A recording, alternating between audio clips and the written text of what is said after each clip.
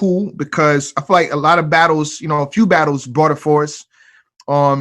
Tay Rock and Daylight brought it for us. Averb and Geechee showed up. You know what I mean? I wanted a lot more from Sue Surf and Loaded Lux. I mean, do you feel any way about, the mess ups this time? I feel like, you was excited, with Tay Rock and Daylight, you know what I mean? So it kind of, you on mute, Smack. Okay, my bad. Go ahead. Let me start off by, taking my hat off to Tay Rock and Daylight, because they definitely deserved it. They came through with a known performance. I feel like they really set the example of what a known battle is supposed to look like. And I just want to take this time out to shout out both of them, because that battle was incredible, you know what I'm saying? Also, shout out to Geechee Gotti and Averb as well. They delivered, but everything else was just subpar, for the rest of the battles. I don't want to take away from any of the other MCs that was participating in other battles. Mike P definitely showed up. Saga had a little hiccup, that was really not like Saga's character. Yeah, I think that really happens. Yeah, I think Saga just got, to a point where he just, was kind of too excited for the opportunity, and wasn't calm enough to deliver his material the way, he needed to, and, when you on that stage and you work to get to a certain position for so long, when you actually get there, it could be so overwhelming that it really plays a factor, and, it could, definitely affect the way you actually deliver your performance. I think that was the situation with Saga. I think he's gonna have to go back to the drawing board and just reevaluate, where he actually went wrong with that particular performance in the Nome 10 event, and see how he could actually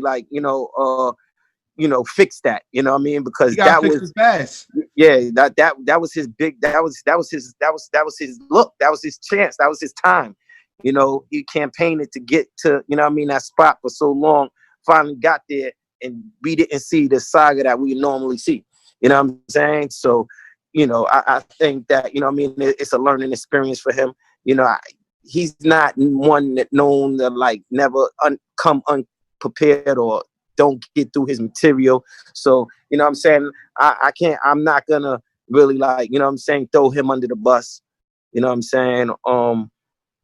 is what it is. Mike P, as usual, always show up, always deliver, a credible performance. So that's why I said, the battle wasn't, and let me just shed some light on Saga's third round. I think that was so creative and just so dope. His third round. I think if the battle would have went, all the way through, it would have been, a classic battle. But he had his little hiccups. But back to Mike P. Mike P always show up. You got to give Mike P his credit. He did his job. He came through and delivered, and it is what it is. Sue Surf, Loaded Lux. Yeah, I already know. That was the most anticipated battle of 8 probably months. damn near 2020. Yeah. And it didn't live up to expectation. It didn't live up to his expectation. Surf, I feel like, he wasn't himself. We can't, we can't sugarcoat nothing. I don't know, where he's at with it, but that's not the Surf that we know. That's not the Surf that we expected to see. And, it is what it is. Loaded Lux, he came, he did what he's supposed to do. Lux did his job. Lux did his job. Lux did, Lux did what he was supposed to do. So, it's just another Saga Mike P situation, a battle that, could have been dope, but one part of the battle didn't live up to the expectation because of the performance of one MC. You understand? Yeah.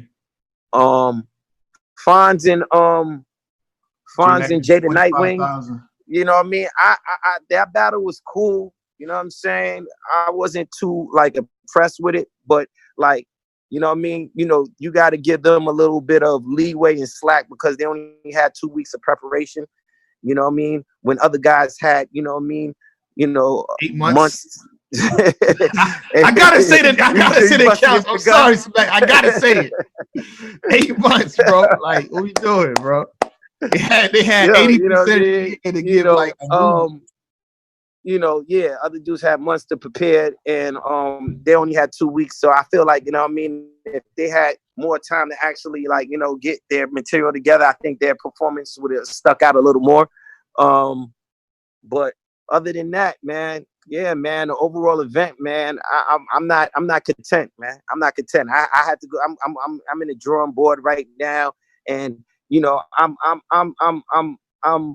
changing up the process of like, putting cards together once again, because I feel like, you know what I'm saying, the entertainment value lacked in this particular event, and it's my job to make sure that the entertainment value reach its certain expectation that the fans are expecting. So, you know what I mean, the culture could be exciting.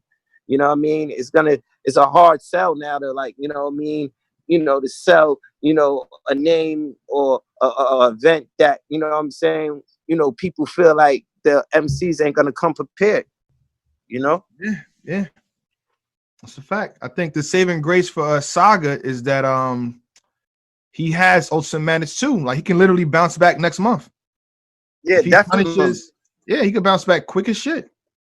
Yeah, I don't think Saga is like, I just think that, it was more so of adrenaline, you know what I'm saying?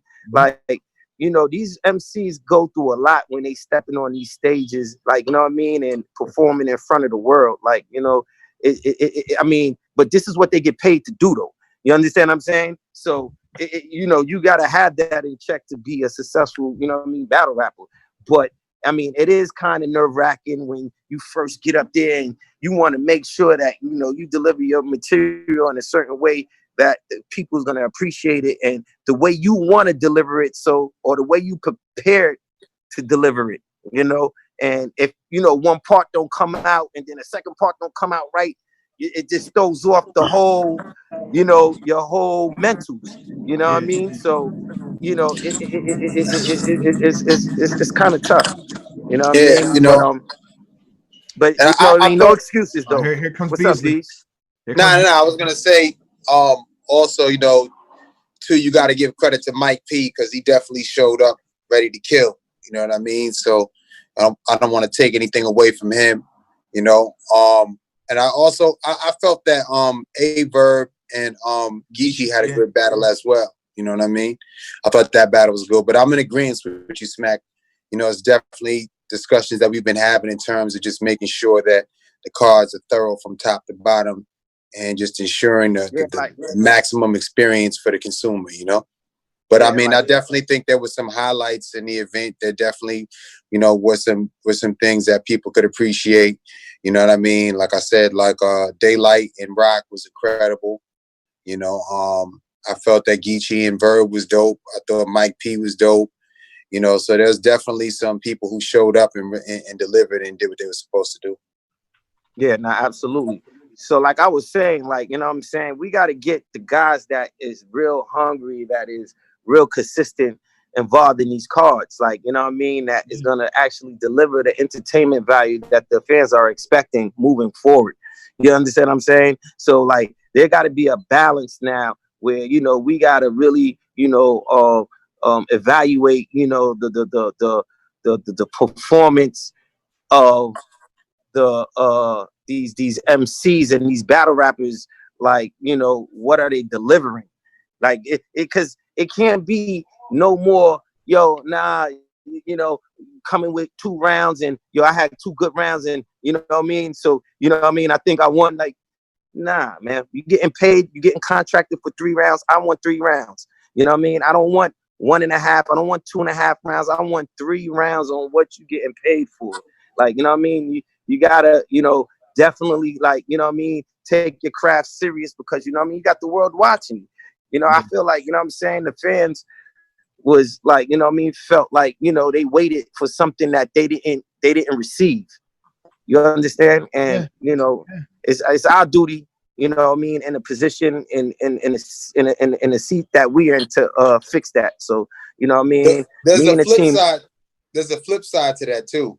Cause like a lot of times you present the names and the talent that you know is going to be consistent, but maybe their profiles aren't quite there yet.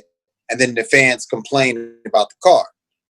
So like, I'll ask you for these names, but that's why the names don't deliver, and then you'll present them the names that do deliver, and they'll be like, I mean, that's cool, man, but I don't know if that's known worthy. That's what they do. But like so, that's the mind frame that, you know what I'm saying, I'm slowly trying to get the culture out of. Like, you know what I mean? They gotta stop thinking like that. I've been representing that type of bars over names and just really trying to rep the MCs that's gonna deliver a good performance. I don't care about, like, you know, a profile name if they're gonna only come to an event with 2 rounds. You know what I'm saying? Go hold that. I'm not, you know what I mean? I'm not supporting that. You feel me? So, you know what I mean? At the end of the day, I want to work with, you know, and I feel like I want to give the opportunity to the MCs that's going to come 110% prepared. Definitely. But there's also a flip side, you know, to, you know, again, shout out to Sue Surf and Little Lux, but there's a flip side to losing like that, where he's now put in a position where his name is being, in a sense, tarnished. And I want to ask y'all why y'all here before we bring in our next guest. Is Beasley and Smack interested in Sue Surf versus Cortez? I mean, yeah, I like it. I like it because, you know, Surf can't lose that battle. I listen, you can't throw Surf all the way under the bus, because at the end of the day, you know, shit happens. Like, you know what I mean? Like, in any sport that you have, you can have a bad night. You know what I'm saying? You know, it's nights that LeBron come through and, you know what I'm saying, only drop like 12 points. You feel what I'm saying? And it is what it is. Even though he's used to dropping, he's averaging, like, you know what I mean, 28, 30 points. But, like, you know what I mean, one night he came through and, you know what I'm saying, only got 12 points. So, you know, it happens. You know, I just feel like he needs time to really get back and, you know what I mean, zone out and get to a level where, you know what I mean, he could build back up the confidence in the fans, so they will want to actually, you know what I mean, participate in seeing a Sue Surf versus Cortez, you know, and just, you know, making them believe that, you know what I mean, he's gonna come and give it, you know what I'm saying, 100%, and not only come through with, like, you know what I mean, 1 or 2 rounds. You feel what I'm saying? So, you know, yeah, like, you know what I mean, you know, it's a process, like, you know what I'm saying. So, you know, he just got to go back to the drawing board, I feel like, you know what I'm saying, and just find himself real quick, and you know what I mean, just make the necessary adjustments he need to actually, like, you know what I mean, get back to where we know him as being, you know. All right. While we here, while I got Smack and Beasley here, let's bring in our next guest, because we got to address the situation, because I don't even know what's going on, to be honest. So with that, without further ado, Jonathan the Donovan, what's up, man? Unmute yourself, please. John. I'm definitely not saying the Don with that muted mic, bro. Definitely not adding the Don to it.